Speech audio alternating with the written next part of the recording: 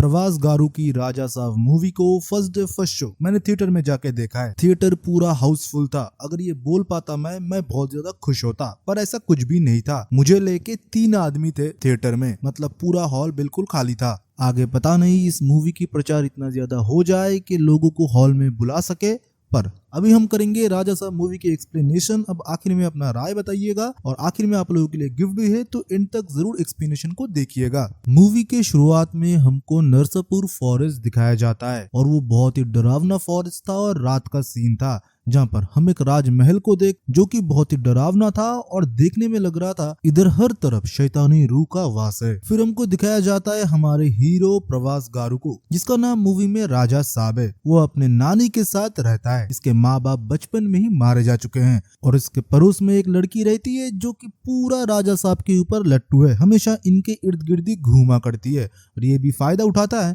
ये बिल्कुल चालू लड़का है, ये इससे पैसे भी लेता है और प्यार का ख्वाब भी दिखाता है, पर कभी कमिटमेंट नहीं करता। अभी इनका ट्रेजिक कहानी ये है कि इनके जो दादाजी है वो खो गए हैं बहुत सालों पहले। अब इनकी जो नानी माँ है, मतलब जो राजा साहब की नानी माँ है, इनको भूलने की बीमारी है, अल्जाइमर है। ये भूल जाती है सब कुछ, पर अपने पति को कभी नहीं भूली।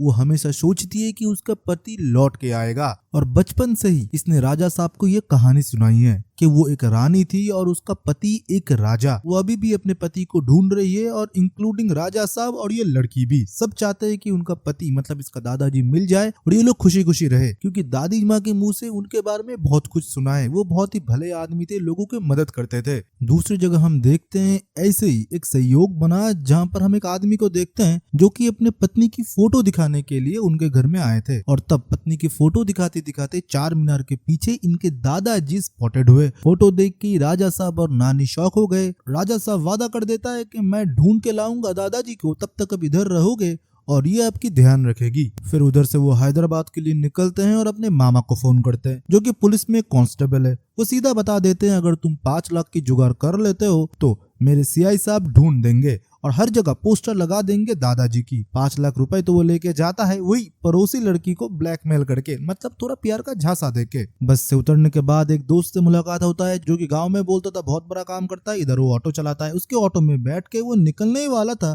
तभी एक सुंदर सी कन्या के ऊपर उसका नजर पड़ता है जो कि क्रिश्चियन रिलीजन को फॉलो करती है और आगे जाके नन बनने वाली होती है। पर उसके ऊपर तो वो लट्टू था। सीधा उसके पीछे पीछे चर्च चला जाता है और चर्च में जाके जब वो सुनता है कि उधर वो लोग डोनेशन इसलिए मांगते हैं कि एक छोटी बच्ची को हर्ट के लिए मदद चाहिए, तो उधर वो 3 लाख रुपए डोनेशन कर देता है और कन्फेशन रूम में जाके ये भी बता देता है कि एक लड़की से वो प्यार करता है जो कि पहली नजर में हो चुका था। और कन्फेशन रूम के पिछले कमरे में कौन बैठा था? वही लड़की ट्रेसी, जो सब कुछ सुन रही होती है। पुलिस स्टेशन में जाने के बाद राजा साहब कहानी सुनाता है कि असलियत में हुआ क्या है। उसकी दादी माँ देवगिरी राज्य की रानी होती है और उनका पति गंगाराजू उधर का राजा होता है, जो कि उनका पति भी होता है और वो बहुत ही नेक दिल है, लोगों की मदद करता है। पर एक बार जब देवी माँ के वस्त्र चोरी हो गए थे, और ये चोरी और किसी ने नहीं, उनके ही महामंत्री वरिष्ठ ने किया था। वो देवी माँ के वस्त्र लेके गांव से निकल गए थे और उनके पीछे उनकी पति गंगाराजू, और तभी से वो अपने पति को ढूंढ रही होती है। फिर अगले दिन वो चर्च पे मिलने के लिए चली जाती है उसी लड़की को जिसको उसने पसंद किया था, ट्रेसी को। पर ट्रेसी उधर नहीं मिलती। ऊपर से ट्रेसी के द्वारा उसके पास एक कॉल आता है कि उसके जो दादाजी है उनको लूट चुकी है, क्योंकि उन्होंने उनके पास से 3 लाख रुपए चुरा लिए थे हॉस्पिटल वाले इंसिडेंट में। मतलब बच्ची के लिए पैसा जमा करने के लिए गए थे, उन्होंने मानो कुछ हिप्नोटाइज करके उनसे पैसे ले लिए थे। फिर ये लोग फ्रॉड का केस करेंगे तो राजा साहब को इनको 3 लाख रुपए भी लौटाना है और पुलिस के बैग में जो 5 लाख रुपए था उनमें से 3 लाख रुपए इसने डोनेशन कर दिया, तो 3 लाख रुपए उधर भी देना है। तो टोटल कंफ्यूजन था। तभी हम देखते हैं बहरेगी करके एक लड़की को जो कि 1 करोड़ रुपए लेके आते हैं और ये बताते हैं कि तुम्हारे दादाजी ने मेरे दादाजी को एक मदद किया था, इसलिए इस हालत में तुम्हारे दादाजी के लिए 1 करोड़ रुपए मेरे दादाजी ने भेजा है। बहरेगी दिखने में बहुत ज्यादा सुंदर थी, पर ये पैसा वो सिर्फ दादाजी को ही देंगे, इनको नहीं देंगे। फिर से राजा साहब अपना जाल बिछा ही रहा था जो लड़कियों के तरफ वो बिछाता है। तभी उस बैग के ऊपर लोकल गुंडों का नजर पड़ा और बैग लेके वो लोग भागने लगे। फिर क्या था? वही मासी एक्शन, मासी फाइट राजा साहब के बीच और गुंडों के बीच। इतना लॉजिकल फाइट था जो कि साउथ में ही बन सकता है। फाइट करने के बाद लड़की टोटल इंप्रेस हो जाती है राजा साहब से और ऊपर से पुलिस स्टेशन फिर से बुलाया जाता है। तभी राजा साहब देखता है जो आदमी वो पैसे लेके भागा था, महामंत्री वशिष्ठ, वो उनको फॉलो कर रहा है, तो उनको जाके वो पीटना शुरू कर देता है और बातें उगलवाना शुरू कर देता है कि तूने क्यों वो सब कुछ लेके भागा था, इसलिए मेरे दादाजी आज इतने सालों से तुझे ढूंढ रहे हैं। पर महामंत्री वशिष्ठ तो कुछ और ही बोल रहे हैं। वो ये बोल रहे हैं कि तुम्हारे दादाजी के बारे में तुमको जो पता है असलियत में वो ऐसा नहीं है। वो बहुत ही क्रूर है और बहुत ही लोभी है और तुम्हारे दादी माँ के दिमाग के साथ वो खेल रहे हैं। ये एक माया जाल है बेटा। इनके बात पे राजा साहब को विश्वास नहीं था, पर भैरवी आता है और अपना असली परिचय देता है और ये बताता है कि तुम्हारे दादाजी को हम लोग भी ढूंढ रहे हैं। फिर उसके दादाजी के बारे में बताया जाता है और ये बताया जाता है देवगिरी राज्य के बारे में। वो बहुत ही विशाल राज्य था और बहुत ही खुशहाल भी, जहाँ पर तुम्हारी दादी माँ एक राजकुमारी थी, गंगम्मा, जिनको हम लोग पूछते थे, और उनकी महामंत्री मैं था। जहाँ पर मैंने पहली बार देखा था तुम्हारे कपटी दादा गंगराजू को, जो कि बाहर किसी गांव से आया था, इधर भिक्षा मांगता था। तुम्हारी दादी माँ के ऊपर उसकी बुरी नजर था। तुम्हारे दादी माँ जब मंदिर के बाहर भिक्षा दे रहे थे, उस कपटी ने उनका हाथ पकड़ लिया। तब हम सब ने उसको बहुत मारा, पर तुम्हारे दादी माँ ने बताया कि भूखा होगा, इसे छोड़ दो। पर उसके मन में यही था कि तुम्हारे दादी माँ को अपना बनाएगा और पूरा राज्य के सोना को वो अपने पास रखेगा। इस राज्य को वो शमशान बना देगा। उसकी इतनी बेइज्जती हुआ था। फिर वो उधर के सबसे बड़े तांत्रिक, जो कि काली शक्तियों में महारत हासिल है,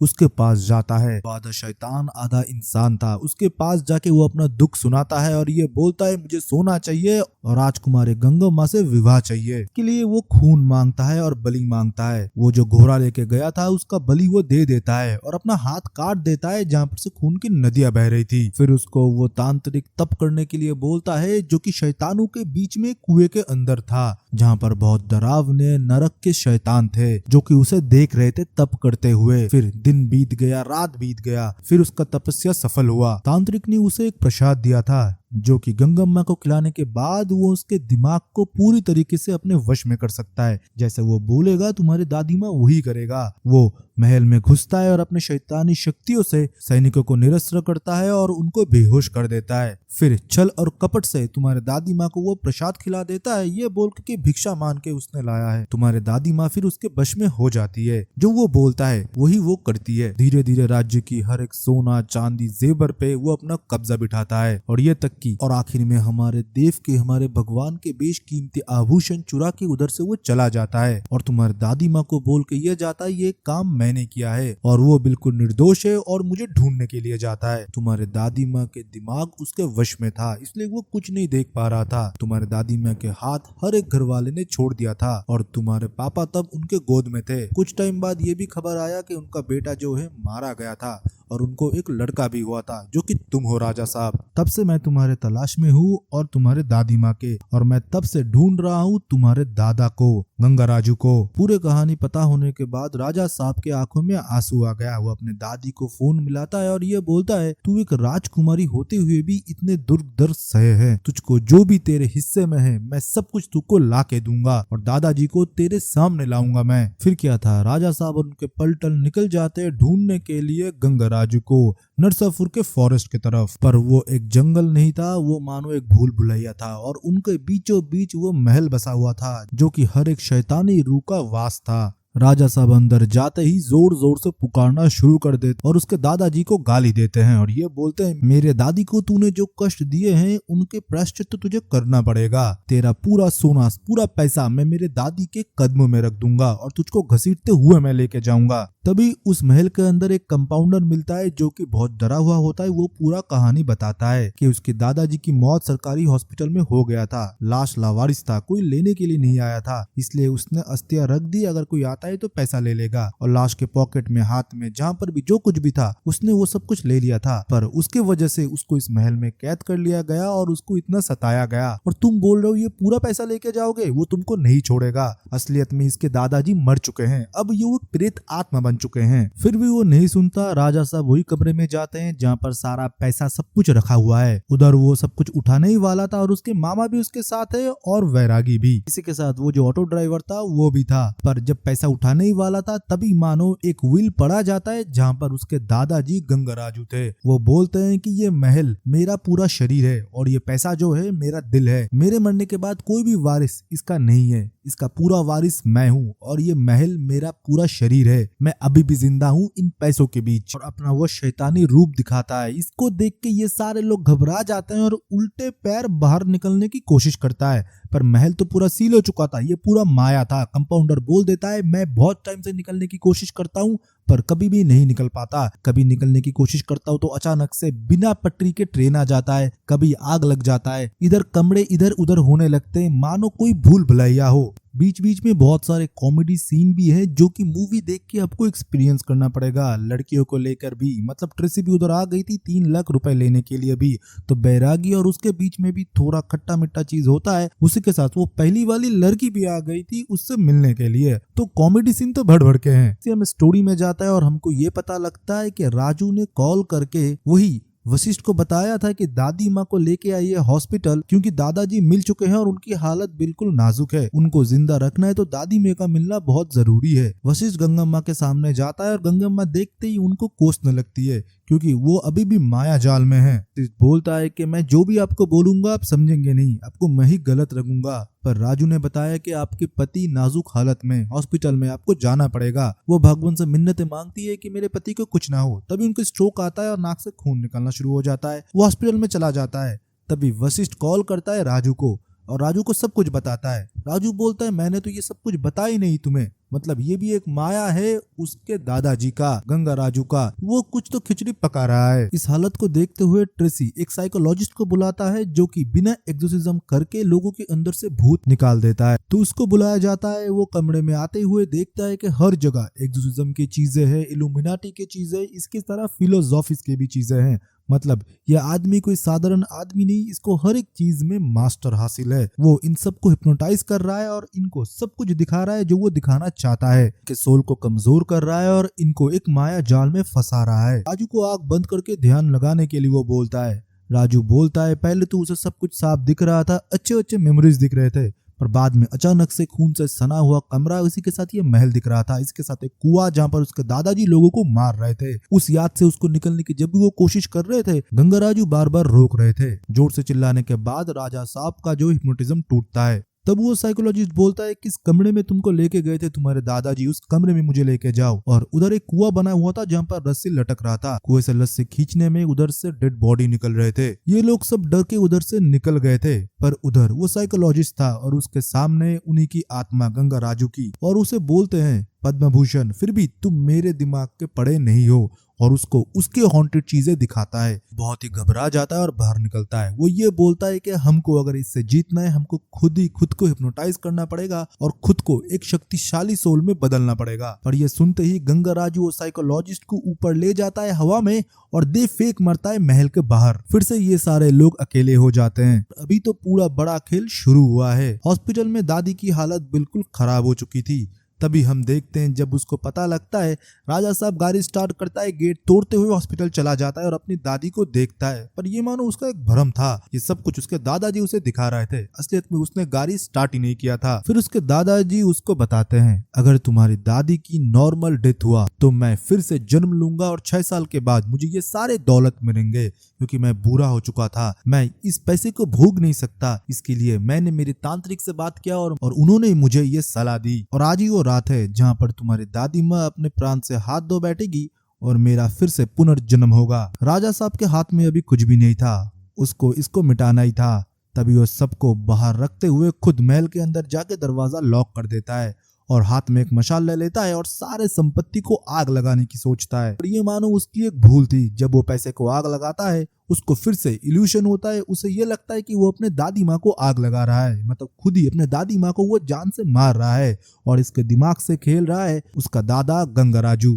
मतलब वो अपने पैसे को ऐसे जलाने नहीं देगा। दूसरी जगह हम देखते हैं राजा साहब एकदम बेबस हो चुका था। तभी उसको उस साइकोलॉजिस्ट की बात याद आता है जहाँ पर उसने बोला था कि खुद को हिप्नोटाइज करना पड़ेगा और खुद के मन के गहराई में जाके खुद के सोल को स्ट्रॉन्ग करना पड़ेगा। फिर वो अपना आंख बंद करता है और अपने दादी माँ के बारे में सोचता है कि वो कौन थे, देवगिरी के रानी थे वो। बहुत कोशिश करने के बाद उसके दादी माँ के आत्मा से वो जुड़ जाते हैं। तब उसके दादी माँ उसे राह दिखाते हैं और बोलते हैं कि शैतान को तुझे ही खत्म करना पड़ेगा राजा साहब। उसके दादी माँ उसे शक्ति प्रदान करते हैं, इससे वो और शक्तिशाली होता है और पूरे महल को आग लगाना शुरू कर देता है। गंगा राजू की कोई भी तरकीब अभी काम में नहीं आता। तभी वो अपने तांत्रिक को याद करता है और बोलता है कि तुम मुझ में समा जाओ तभी मैं इसको हरा पाऊंगा। तांत्रिक बोलता है इतना आसान नहीं होगा, ये पूरे इंद्रिय से जुड़ रहा है, तब भगवान उसका मदद करेगा। इससे पहले इसको खत्म करना पड़ेगा। तभी हम देखते हैं तांत्रिक जब गंगराजू के शरीर में आ जाता है वो एक विशाल दानव बन जाता है और वो दानव राजा साहब को पकड़ लेता है और उसके अंदर से रूह खींचना शुरू कर देता है और दूसरी जगह राजा साहब को दादी माँ अपनी पूरी शक्ति दे देती है। तभी हम देखते हैं कि हर एक इंद्रिय अनलॉक हो जाते हैं और भगवान भी राजा साहब का साथ देता है और इस शैतान को वो हरा देता है। बैटल वाला सीन था ना, आपको किसी हॉलीवुड मूवी से कम नहीं लगेगा।